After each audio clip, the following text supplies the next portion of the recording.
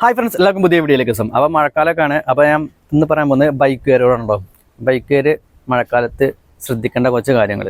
മഴയാണ്, റോഡിൽ നല്ല വെള്ളവും കാര്യങ്ങളൊക്കെ ഉണ്ടായിരിക്കും. അപ്പോൾ ബൈക്ക് നമ്മൾ നോർമൽ ഇപ്പോൾ വേനൽക്കാലത്തൊക്കെ നല്ല സ്പീഡിൽ പോകുന്നുണ്ടായിരിക്കും. ആ സ്പീഡ് ഒന്ന് കുറച്ച് നോർമൽ സ്പീഡിൽ പോവുക. അല്ലാന്നുണ്ടെങ്കിൽ പണി കിട്ടും. കാർ ഓടിക്കണ പോലെയൊക്കെ ബൈക്ക് സഡൻ ബ്രേക്ക് കിട്ടി കഴിഞ്ഞാൽ ബൈക്ക് ഇങ്ങനെ ഇങ്ങനെ പാമ്പ് പോണ പോലെയൊക്കെ പോകും കേട്ടോ.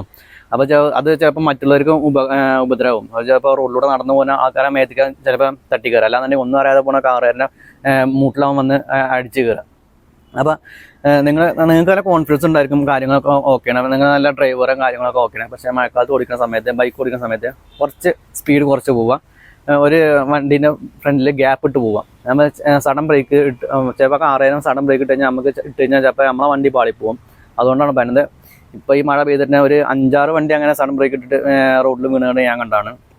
അപ്പോൾ ബൈക്കാണ് 2 ചക്രമാണ്. അപ്പോൾ നമ്മളെ കൈ സ്കിഡായി കഴിഞ്ഞാൽ ചിലപ്പോൾ നമ്മളെ കൈ കിട്ടില്ല എന്ന് വരും. അപ്പോൾ ചിലപ്പോൾ നമ്മൾ പോയി വീണ ചിലപ്പോൾ വല്ല ബസ്സിൻ്റെ, ലോറിൻ്റെ, കാറിൻ്റെ അടിയിലൊക്കെ ആയിരിക്കും. അപ്പോൾ വലിയൊരു ദുരന്തമായിരിക്കും. അപ്പോൾ നമ്മൾ ഓടിക്കുന്ന സമയത്ത് കുറച്ച് ഗ്യാപ്പ് ഇട്ട് പോവുക.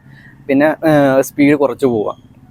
നമുക്ക് എത്ര കോൺഫിഡൻസ് ഉണ്ടെങ്കിലും അതോടെ മാറ്റിയേക്കുക. മഴക്കാലമാണ്, റോഡ് നല്ല വെറ്റായിരിക്കുന്ന സമയത്താണ്, ഗ്രിപ്പ് കിട്ടില്ല. പിന്നെ മെയിനായിട്ട് ശ്രദ്ധിക്കേണ്ട കാര്യം ടയറിൻ്റെ കണ്ടീഷൻ മസ്റ്റ് ആയിരിക്കണം. ത്രെഡ് ഇല്ലാന്നുണ്ടെങ്കിൽ അത് ആ ടയർ മാറ്റിക്കണം. അതിലൊരു കോംപ്രമൈസും ചെയ്യരുത്. കാശില്ലാന്ന് പറഞ്ഞിട്ട് കാര്യമില്ല. കാശില്ലാന്നുണ്ടെങ്കിൽ വണ്ടിയുടെ നിർത്തുക, നമ്മൾ വേറെ ബസ്സിൽ എന്തെങ്കിലും കാര്യത്തിലും പോവാം. ചിലപ്പോൾ നിങ്ങൾക്കൊന്നും പറ്റിയതായിരിക്കും. ചിലപ്പോൾ റോഡിലൂടെ പോണ ഒരാളെ മേത്തിക്കാൻ നിങ്ങൾ ചെന്ന് കയറുക. നമ്മൾ കാരണം മറ്റുള്ളവർക്ക് ഉപദ്രവം ചെയ്യരുത്.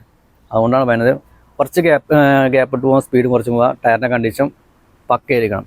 പിന്നെ ബ്രേക്ക് ചവിട്ടുന്ന സമയത്ത് അതിനാണ് പറയുന്നത് സ്പീഡ് കുറച്ച് പോകണം. അപ്പോൾ നമുക്ക് സഡൻ ബ്രേക്ക് ഇട്ട് കഴിഞ്ഞാലും ആ ഒരു സ്ലിപ്പിങ് കാര്യങ്ങൾ ഉണ്ടാവില്ല.